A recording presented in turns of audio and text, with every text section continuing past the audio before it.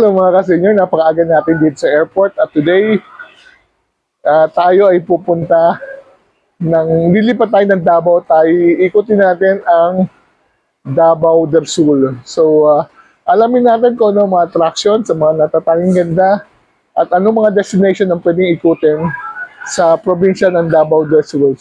Malay nyo, baka akitin din natin ng Mount Apo. So tara na, samahan nyo ako as we fly to Davao and visit the beautiful province of Davao del Sur.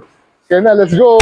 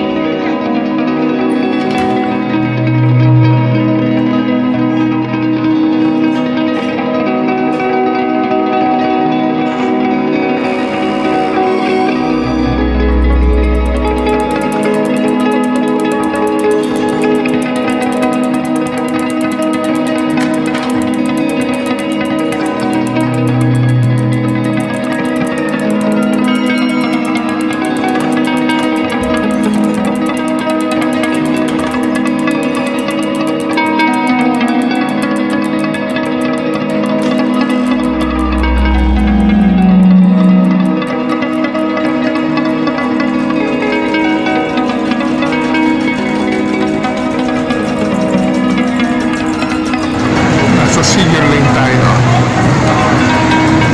We're on the way to Davao del Norte. Happy na tayo sa senior lane. Mag-check-in na tayo. We're on the way to Davao and then Davao del Sur. Nakapila tayo sa senior lane.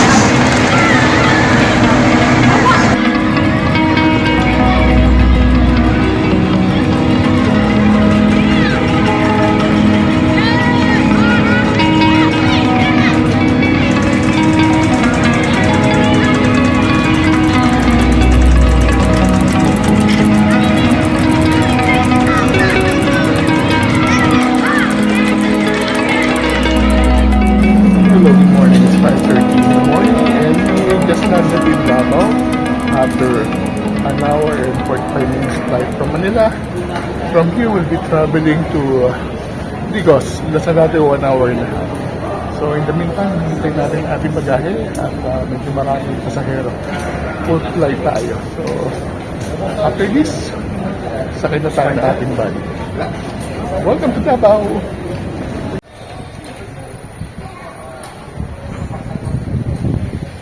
So finally na, andito na tayo sa Digos MERS Native Delicacy. Dito tayo magbe-breakfast. Are we good? Everybody here? Yes. Alin ba? Go! MERS.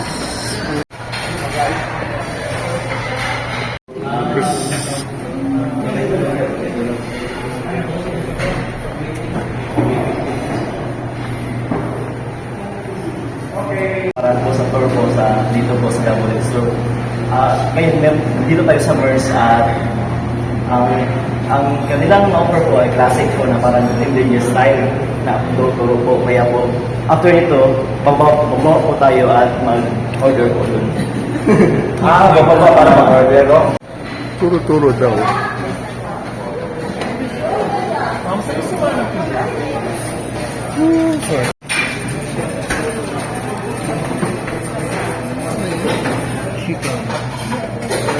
Ating breakfast sa MERS. Meron tayong adobong pusit. Bicol Express.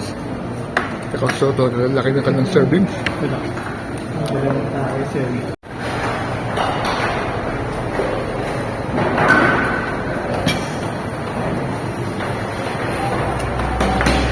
Our first destination dito sa Davao del Sur, isang awardee ng Gawad Manlilikha ng Bayan, National Living Treasure sa Wibing, pero she passed away.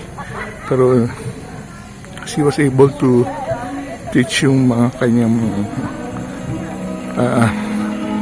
kasabahan sa pagpapatuloy ng isang ancient craft.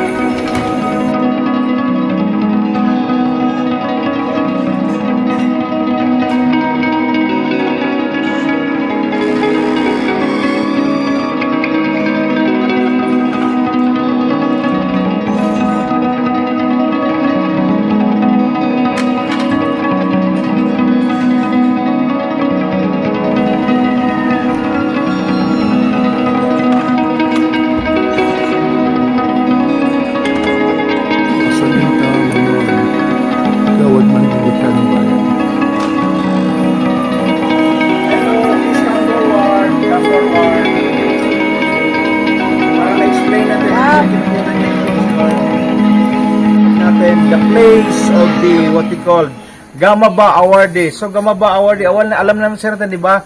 Gawad ng manlilikha ng bayan. So there are at least two na una talagang pinaparangalan na tinatawag natin na National Living Treasure. Yung isa na sa Lake Cebu sa Tibuli, si Lang Dulay. Si Salon Alintamonon, siya yung tinatawag one of the National Living Treasure together with Lang Dulay. 1995 na-nominate siya, pero Ma'am Rose, 1998 siya na award ng Gamaba, awarded by tawag nito ni former President Ramos. Bago ko pala makalimutan pala, I would like to introduce yung Davao del Sur Tourism Officers natin, si Mr. Ike, si Sir Ike. Sir Ike, good morning. Good morning, everyone. And then, ganito yan. Of course, wala na si Lola or si Nanay Salintamon yun. But still, andi dito pa rin yung legacy niya. Bakit andi dito pa rin? Ito nakikita natin na chest pala. Ito na, no? Ito yung si Nanay Salintamon nun, di ba? So, ngayon, ipakilala ko sa inyo yung anak niya. Ma'am, sir, ladies and gentlemen, Rose Monon. Tama, Ma'am, Monon o Monon? Si Ma'am Rose Monon. So, siya yung anak mismo ni Salinta Monon. Pero, Ma'am, may pagka mo, sa may tawag niyo, dagmay may tawag niyo, Inaol? Magkuhan ka ng maghabi. Maghabi sa tawag na. Mag-inabol. Inabol. Ako nalilito pag-pronounce inabol. Kasi, pag pumunta ka sa Lake Cebu, di ba, ang tawag sa kanila is tinalak. Pag pumunta ka naman ng Caraga region, ang tawag sa kanila is dagmay. Yung iba may tinatawag nila na dagmay, inaol. Pero sa inyo inabol. So, tribo na almost medyo nakakalimutan na. Pero baka nakalimutan ninyo, as what I have said dun sa Basco, they are the main reason why we have the name Davao. Alam niyo ba saan natin kinukuha ang pangalan ng Davao? It derives, it's a phonetic blending from the three sub-Bagbo group, the Obo, the Klata, and the Gyangan, di ba? So, it's a phonetic blending of the three sub-Bagbo group, referring to Davao River. So, from the word Dabu, Duao, and Davao. So, ipaghalo-halo natin kaya nakapag-form tayo ng pangalan na Davao. So, sila po yung dahilan. So, hindi natin pwede sila makakalimutan. So, ma'am, sino pangalan? Lablab po. Apo ni Salintamon. Oh, love. Ibig sabihin sa talagang puno ng pag-ibig. Sige, love, ano yung historical background about kay Lola ni Mostri? Good morning po. Ako po si Lablab Monon Deliera, na apo ni Salintamonon, at ito naman yung anak kong apo sa tuhod na din po ni Salinta Munon. Si Lola Salinta po siya po isang national artist, Gamaba Awardee, gawad sa Malilikan ng Bayan. Na-discover po siya noong 1998. 95 yan, award niya. Opo, na-award po siya na 1998. Nakilala po siya sa paggawa ng, ang tawag po sa amin nito, inabel. Ang inabel po is traditional attire ng Bagubo, Tagabawa. Ito. Ito po. Yun. Inabol. Ito po yung yung inabel, pero ang tawag po nito is binuwaya design. Ito lang po kasi yung naiwan ni Lola sa amin. Ginawa niya daw to noong first gawa niya itong binuwaya design. Ang ibig sabihin po, bakit tinatawag na binuwaya design? Kasi napanaginipan niya daw noon na habang natutulog siya, may nakita siya na nakaukit sa isang puno na may guhit na binuwaya. Kaya siguro naisip niya na i-transfer sa kanyang ginagawa, kaya ito yung kinalabasan. Itong gumagawa din po kami ng tangkulo. Yung ibig sabihin po ng tangkulo, ito po yung ginagawa ng ginagamit po ng panglalaki, nilalagay po ito sa ulo, ganito po yung paggamit. Ng mga lalaki po na kanang mga tribal chieftain, ganon. Sa madali lang, yung nagsusot talaga nito, ibig sabihin, pag ikay naging bagani, at least man lang 10 na yun nakapatay mo, pwede ka na magsusot nito. Lalaki lang. Lalaki or lalaki? Lalaki lang. So, lalaki lang daw nagsusot nito. So, po yun gagawin or ganito po niya isusot, okay? Go.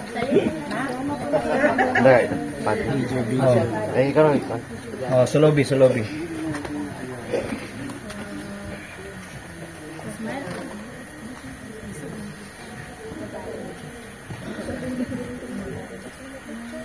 So, X pala sa likod. Ganyan. Ganyan. Lagi-tali. Lahi mo ito ihalagi. Pagkala na ito gikuan. Gikuan gito. Pwede siya Yan na gito. Okay. balik. Ubo man. Mubo. Okay. So, this is how. Ganyan ang pagsuot ng ganyan. Pwedeng. Ito yung paggawa ng raw materials, Jessica Baka. Akala ko talaga may lilitsyon yung mamaya eh. Yung pala, Na form. Buong form. Kinita na. Ang tawag na ito sa lang man yung saing. Saing food. Dito nag-umpisa, no? Oo. The first process, tapos bago tayo ilaw. Parang yung longitude niya dito. Si Salinta Munon. Yang bahay na yan, diyan talaga siya. So sorry lang hindi naayos pero with the help with the support ng ng municipal government ba? So nag-start na doon sa kabila para sa new weaving center. Kasi sayang itong mga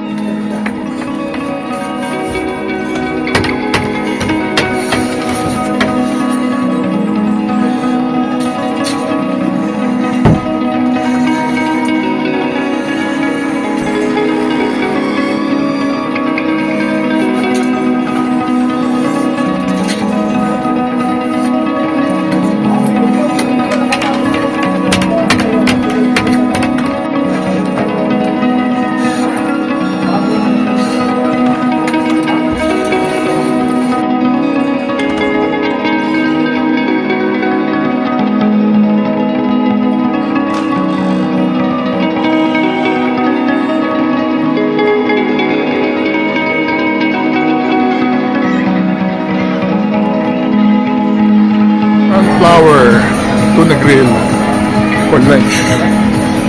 Ito, ito na ang tuna. Anong tawag sa hinating isda? Tuna.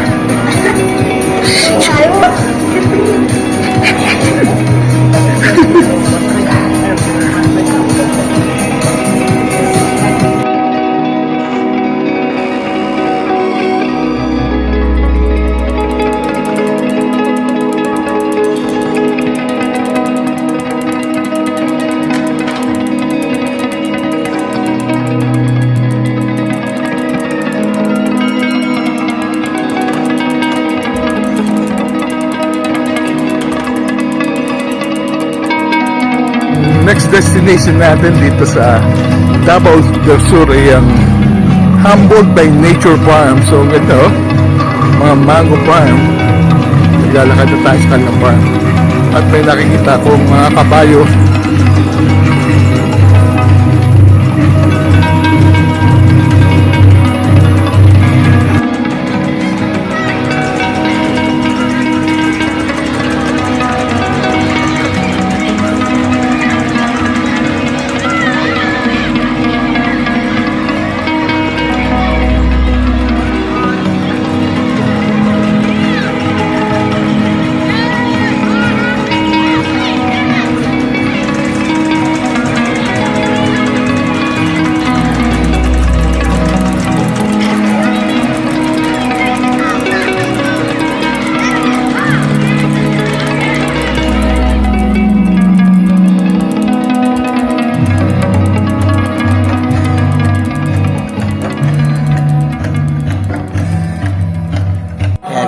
From Tourism Promotion Board, thank you kayo, salamat.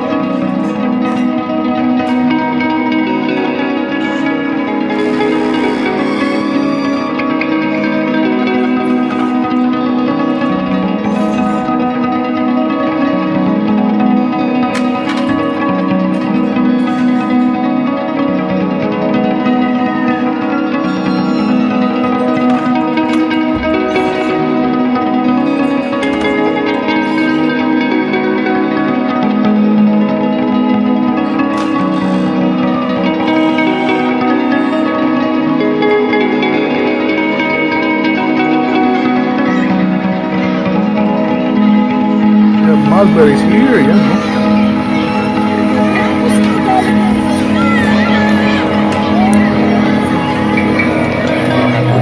Payat. Ito yung Mulberries payat. Super.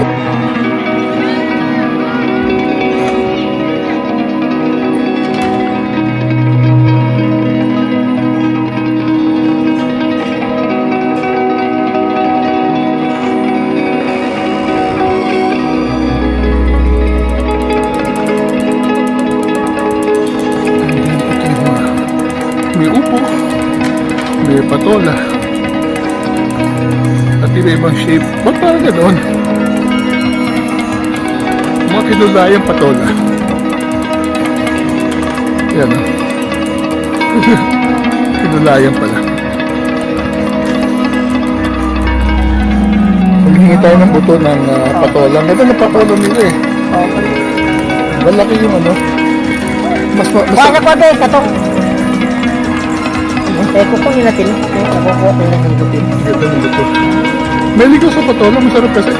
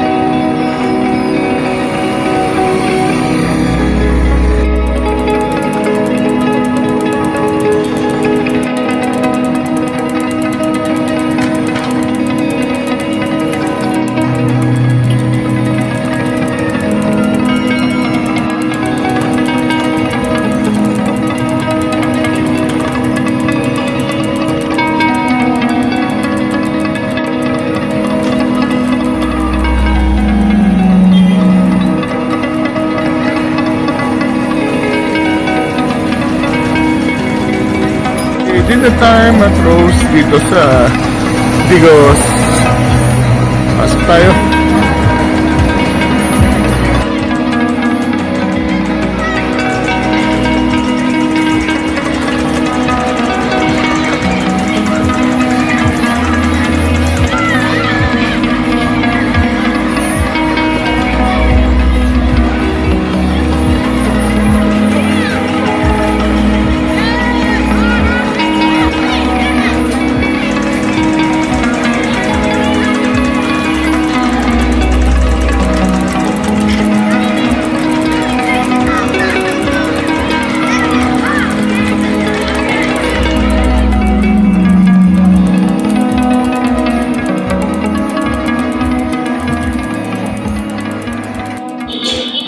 Hello mga ka-senior, katatapos lang ng ating dinner dito sa ating day 1 of our Davao del Sur Adventure with Tourism Promotions Board at I guess we have turned our vlog here.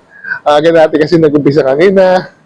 We were at the airport already mga 12:30 in the morning, 1 o'clock, and then we were able to check in mga 2:30 na. Ang flight natin is actually 3:30 at malis naman on time ang ating aeroplano bound for Davao. We arrived at Davao mga ano oras ba? Mga almost 5:30 na. So after arriving in Davao, inayos natin ang ating gamit. We met our guides para dito sa ating adventure and then nag-proceed tayo sa directly sa Digos, which is about an hour and a half from Davao City, where we had a very unusual breakfast sa may MERS na ang lalaki ng servings na almost pang lunch na siya. After MERS, nag-drive tayo papunta sa Bansalan, kung saan pumunta tayo sa village ni Gawad, Manlilikan ng ng bayan at Salinta Monon, isang Bogobo, Weaver na she was able to preserve yung kanilang kultura. Binigyan siya ng award as National Living Treasure ng mga mid-1990s. Unfortunately, she died already, but her legacy of creating beautiful woven fabric still lives on. So, nandun yung mga anak niya, mga family niya na kino-continue yung art ng paggawa ng very unique woven fabrics ng kanilang tribe. After that, we proceeded for lunch sa may Sunflower Restaurant, and then nag-proceed kami tayo pagkatapos naman doon sa may Humboldt by Nature park na napakaganda. We were able to meet some Bilaan performers. Nakapag ano rin kami, grape picking, at nakita namin ang napakagandang park. After that, nagbalik kami dito nag-check-in kami dito sa hotel kung saan tayo nag-stay. Nagpahinga na konti, and then after that, nag-ikot-ikot ko dito sa Digos. Nakita ko, ang laki ng improvement dahil dati nung araw, ito yung stopover natin kung papunta tayo ng General Santos. But ngayon, may mga malalaki na mga malls at kompleto na yung mga fast food. So after that, nag-dinner na kami, and ngayon, tapos na, at I guess we have to our vlog here. Very exciting, napakaganda, at napakaraming sikreto ng Davao del Sur. So, bukas, explore pa natin siya. Samahan niyo ako. At marami pa kami ipapakita sa inyo magandang attraction ng Davao. In the meantime, I guess matutulog na tayo dahil wala pa tayong tulog. Magpapahinga na tayo. Maraming salamat sa panonood. David Wayoken. Until our next vlog. See you soon!